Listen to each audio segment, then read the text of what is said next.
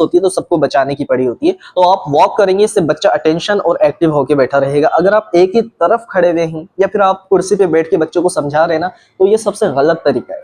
आप एक जगह बैठ जाएंगे, पीछे वाले बैक बेंचर बच्चे क्या कर रहे हैं क्या नहीं कर रहे हैं आपको उससे फर्क ही नहीं पड़ेगा, आपको पता भी नहीं होगा ना कि पीछे क्या हो रहा है। ठीक है, कोई बच्चा खाना खा रहा होगा, कोई चीगम चबा रहा है, कोई छालिया खा रहा है। सो इससे आप जो है अपना भी टाइम जाया कर रहे हैं, बच्चों का भी टाइम जाया कर रहे हैं। हमेशा खड़े होकर वॉक करते रहें जब भी आप लेक्चर दे रहे हैं। और मजीद ये कि जब भी आप कोई क्वेश्चन कर रहे हैं, ठीक है, किसी टॉपिक के अबाउट या फिर कोई भी नई बात आ गई है अचानक से आपके जहन में, तो आप बच्चों को उसके बारे में बताना चाहते हैं, तो आप बच्चों से सबसे पहले क्वेश्चन करते हैं ना, बेटा बताएं इस बारे में आप क्या जानते हैं। अब अगर कोई बच्चा कॉन्फिडेंस के साथ, ठीक है, अपने कंफर्ट जोन से बाहर आके हाथ उठा रहा है, ठीक है, हैंड रेस कर रहा है और आपको कह रहा है सर मैं बताऊं या मैडम मैं बताऊं, तो आप उससे बच्चे को कहें जी जी आप बताएं।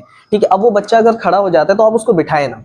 अगर वो खुद अपनी मर्जी से खड़ा हुआ है तो आप उसको खड़े रहकर ही अपनी बात को मुकम्मल करने दें। आप क्या करते हैं, नहीं बेटा बैठ के बताएं, या फिर अगर वो बच्चा बैठे बैठे बता रहा है तो आप कहते हैं नहीं नहीं बेटा खड़े हो जाए। इससे क्या होता है कि बच्चे के जहन में जो आइडियाज आए होते हैं ना, वो तमाम आइडियाज एकदम से उड़ जाते हैं, गायब हो जाते हैं, और बच्चा जो है वो इधर उधर देखता है कि मेरी बेइज्जती हुई है, या फिर करीब करीब के जो आइट साइड के जो बच्चे उसके साथ उसके क्लासमेट्स बैठे हुए होते हैं, वो उसको उस नजरों से देखते हैं ना कि बच्चे का सारा जो कॉन्फिडेंस होता है ना वो सब खत्म हो जाता है। तो आप जो है उसको उसी स्टेट में रहने दें ताकि वो जो उसके दिमाग में आइडियाज ये बातें आई हैं वो आपको बता सके। अब आप क्या करते हैं कि बच्चा बैठा हुआ है तो उसको खड़ा कर, नहीं बेटा खड़े होके बताएं, या फिर बच्चा अगर खड़ा होके बता रहा है तो आप नहीं नहीं बैठ के बताएं। तो ऐसा ना करें, बच्चा जिस भी स्टेट में है, जिस भी पोजिशन में, उसको बस बताने दें, उसको कभी भी एकदम से नहीं टोके। उससे क्या होगा कि जो भी चीज वो बताने वाला है वो सब उसके दिमाग से निकल जाएगी। तो ये हरकत भी ना करें। और मजीद अगर उस टॉपिक से हटके उसने बच्चे ने कोई बात कर दी है तो ना ही आप उस पर हंसेंगे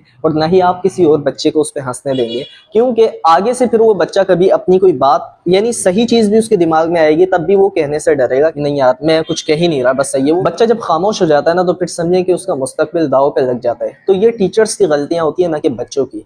आपने क्या करना है, अगर उसने गलती भी की है, उसने उस टॉपिक से हटके भी अगर कोई बात की है तो आप उसे अप्रिशिएट करें। आप उसे कहें वेरी गुड आइडिया, बहुत अच्छा आपने बताया, मुझे बहुत अच्छा लगा। और यही चीज होती है, आप बच्चों को और दूसरे बच्चों को भी इमर्ज करें कि बेटा देखें ये चीज होती है कॉन्फिडेंस। कि अगर आपको उस टॉपिक के बारे में नहीं भी पता, अब आपने क्या करना है कि बच्चे तक अपनी बात को भी पहुंचा देनी है कि आपने टॉपिक से हट के बात की है।